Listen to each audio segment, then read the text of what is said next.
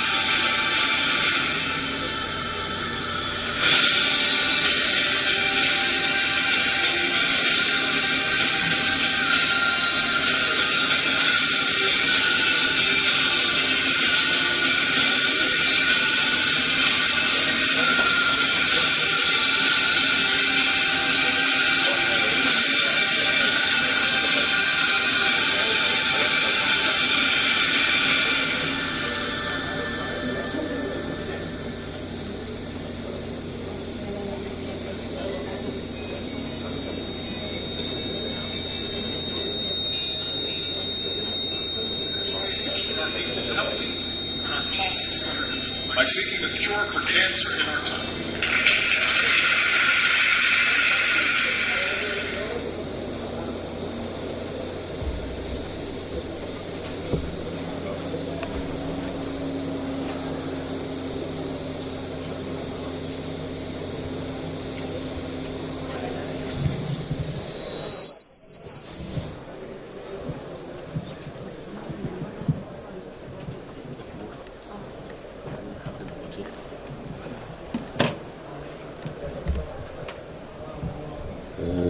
Good morning again, and I would like to thank the organizing committee for this wonderful and elegant meeting.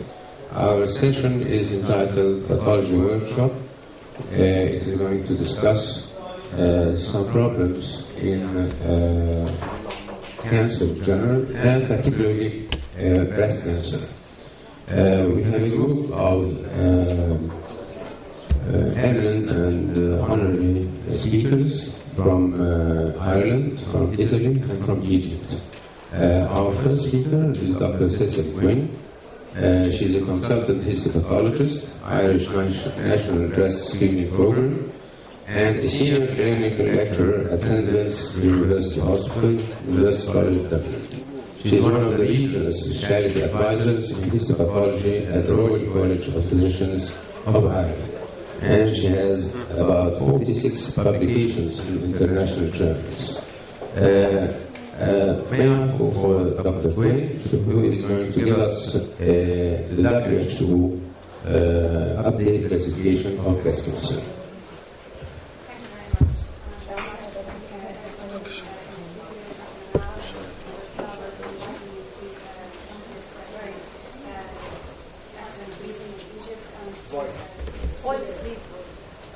Sorry, thank you. Here we go. Yes, so thank you very much for your introduction, and just thank you very much to Dr. Manal and to the organising committee for inviting me to this excellent meeting and to share in your beautiful city. So I'm going to talk today about invasive breast carcinoma with really just emphasis on classification update, taking account of the recent WHO classification. If you wish to interrupt me at any stage and ask any questions, please just do so.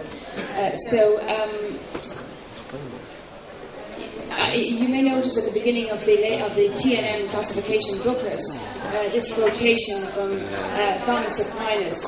He is called wise, he who puts things in their right order. So I ask you, why do we classify tumours? Well, clearly histopathologists love order, and however, it's a little more useful than just ordering things. The classification of tumours, first of all, helps us in diagnosis. Secondly, it facilitates exchange of information between the different professional groups in the multidisciplinary team and between different professionals in different countries. And it also helps in epidemiological analysis in our understanding of the distribution of various tumour types in different population groups. However, it was Hippocrates in 400 BC in his book of Prognostics who said, "He will manage the cure best who has foreseen what is to happen from the current state of matters." And I think this gets to the nub of the issue. This is really why pathologists classify tumours, and breast tumours in particular. So our major reason on a day-to-day basis for classifying breast tumours is to define patient subgroups with different clinical and biological characteristics, with a view to doing two things. First of all, estimating prognosis, which is clearly very important for the patient and her family and her clinicians. And secondly, to plan treatment on an individualised patient basis, if at all possible. So, all of this has been very nicely reviewed and updated in the latest edition of the WHO classification of tumours of the breast. And you'll recognise all these international figures: Ian Ellis, Simon Lakhani, Stuart Smith, Hugh Tan and Mark van de Lever. So what I would like to do is just to review the different approaches to the histological classification of breast tumours, and to concentrate primarily for most of my talk on histological tumour type. So there are many ways of classifying tumours, but the four that we use in the classification of breast cancer on a day-to-day basis are histological type, histological grade, tumour stage, and more recently the molecular classification based on biomarker profiling. And what I'd like to emphasise during the talk is that it is really by using all of these approaches that we learn a lot about the biology of the tumour and how it's likely to behave and how it might respond to treatment. And in some tumours, one classification may provide more information than in another tumour. So histological type, I'm just going to mention briefly now and then return to that for most of my talk.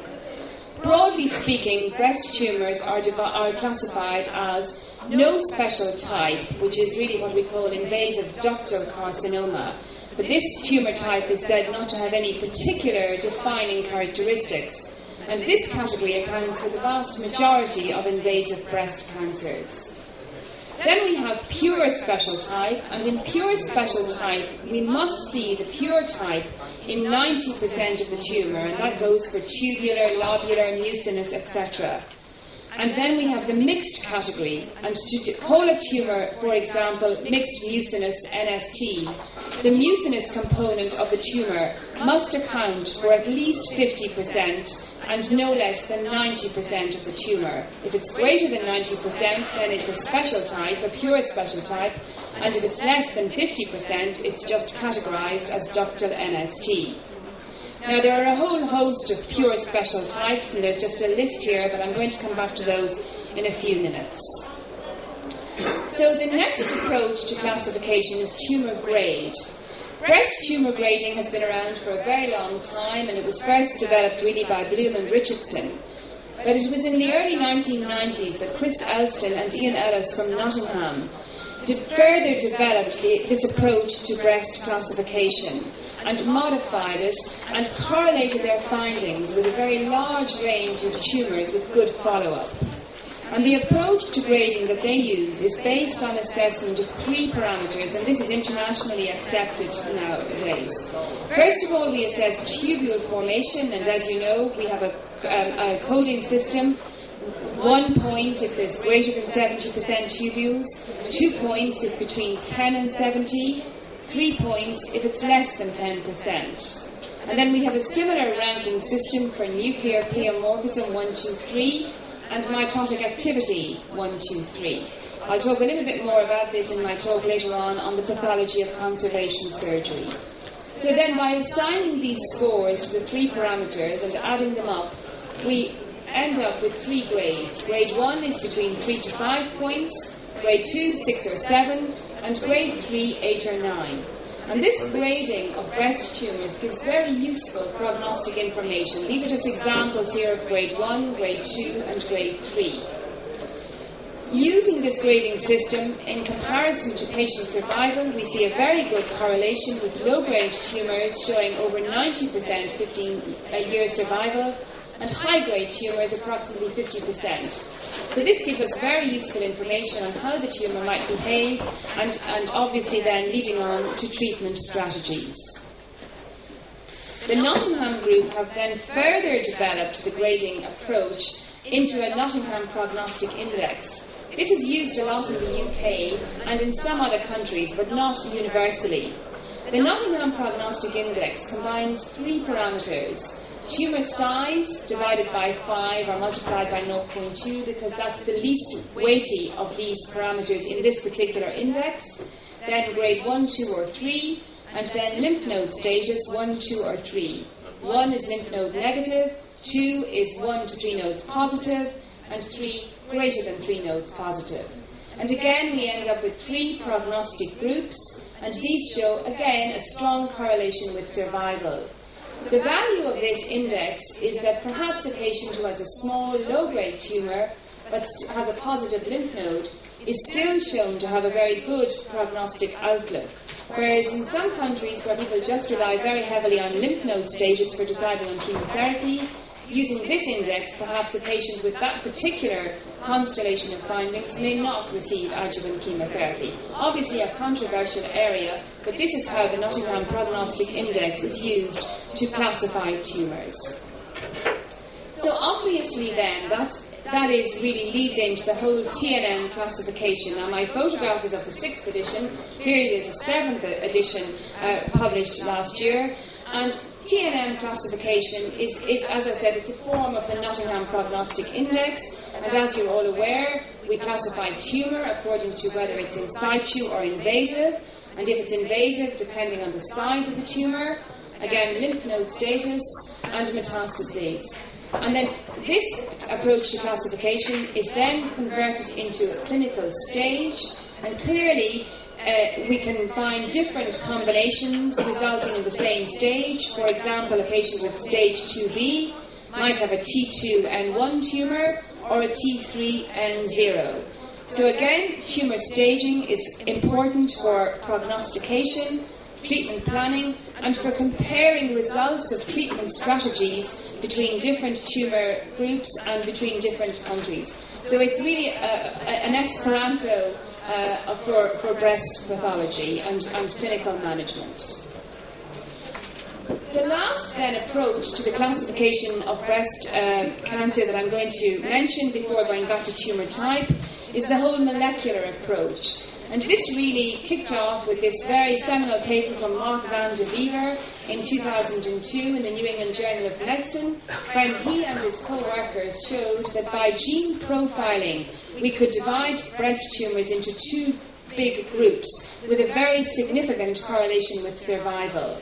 And that approach was said to give additional information to that is provided by the routine, what we call routine. They're not very routine because they take a lot of thought a lot of the time, and there's a lot of challenge in the prognostication pathologically sometimes.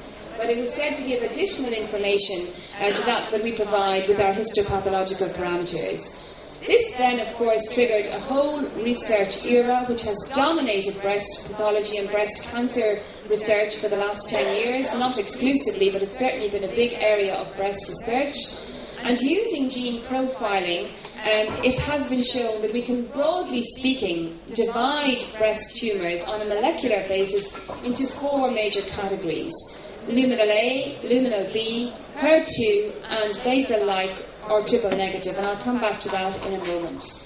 We do know that the key genes in this molecular classification are estrogen receptor, progesterone receptor, HER2, and proliferation markers. So using on a day-to-day basis estrogen and progesterone receptor status and HER2 status, we can classify our tumours accordingly.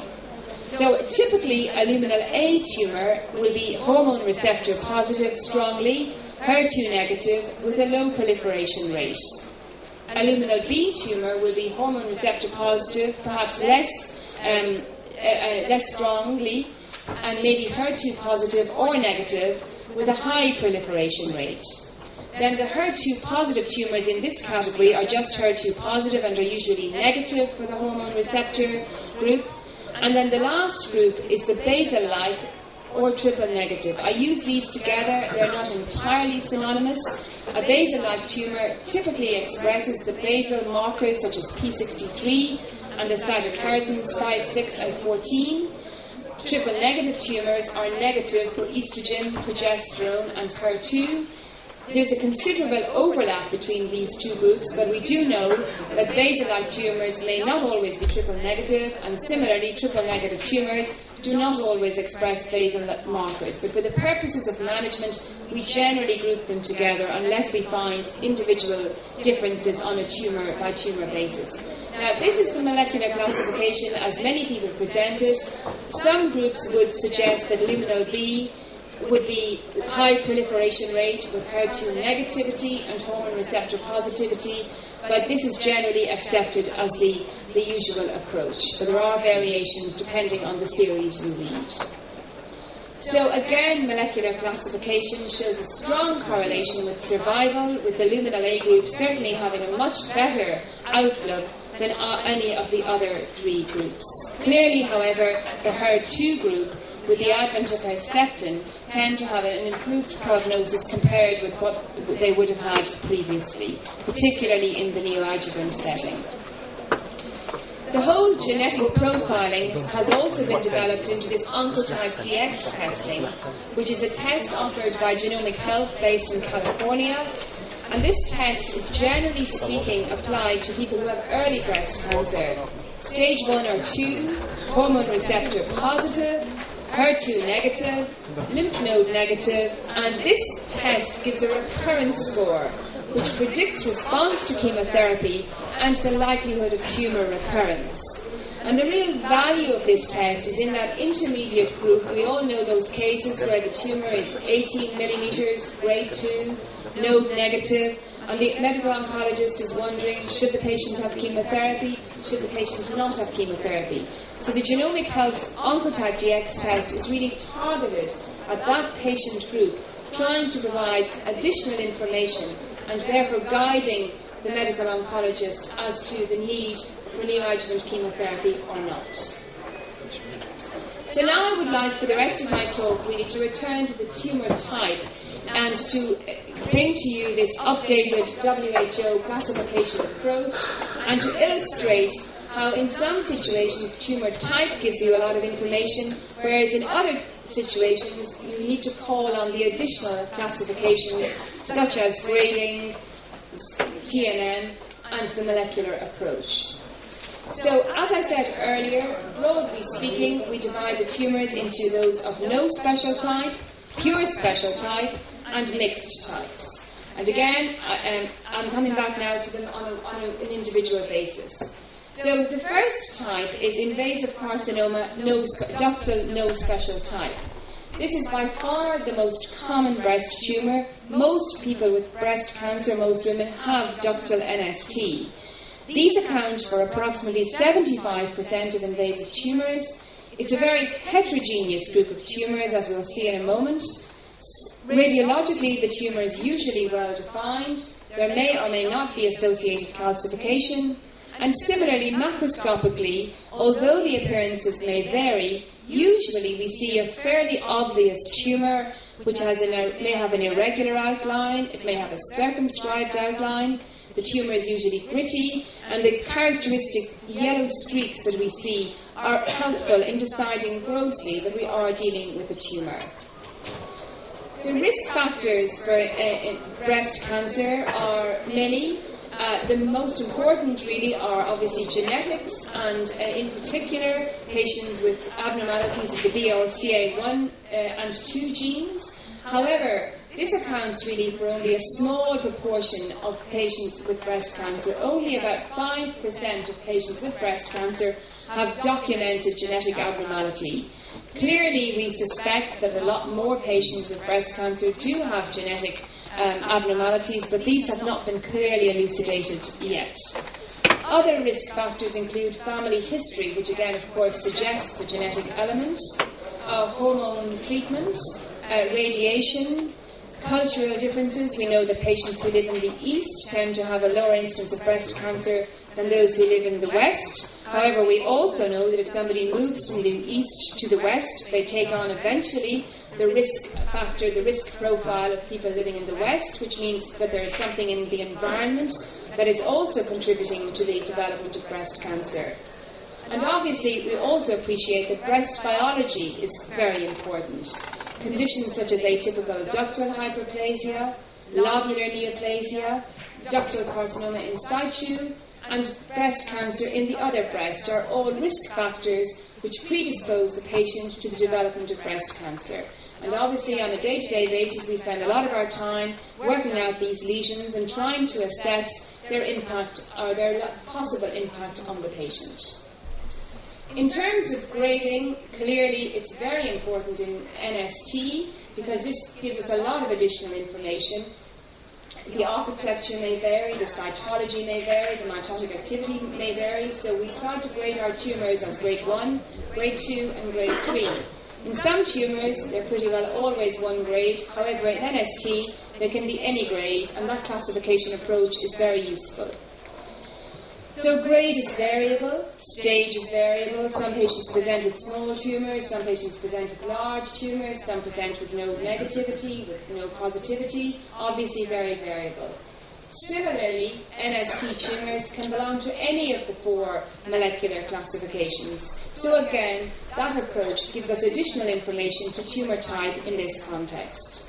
The overall 5-year 10-year survival is estimated to be approximately 55%, but clearly this is a very heterogeneous group, and depending on all of the other parameters, grade, stage, molecular profile, prognosis is also going to vary. So, moving on then to the pure special types. I've got a long list here of pure special types. These are the most important ones, in my opinion, and also as outlined in the WHO booklet. And I'm going to go through each of these briefly and just talk a little about them. So, the first one is invasive lobular carcinoma. Now this tends to, I should go back for a moment. This tends to affect a slightly older group of patients to those affected by NST. Depending on the series, invasive lobular carcinoma accounts for between 5 and 15% of invasive breast cancer. Clinically, the tumour may be a little ill-defined, difficult to palpate. Mammogram, interestingly, may be negative in patients with invasive lobular, and ultrasound tends to be more sensitive.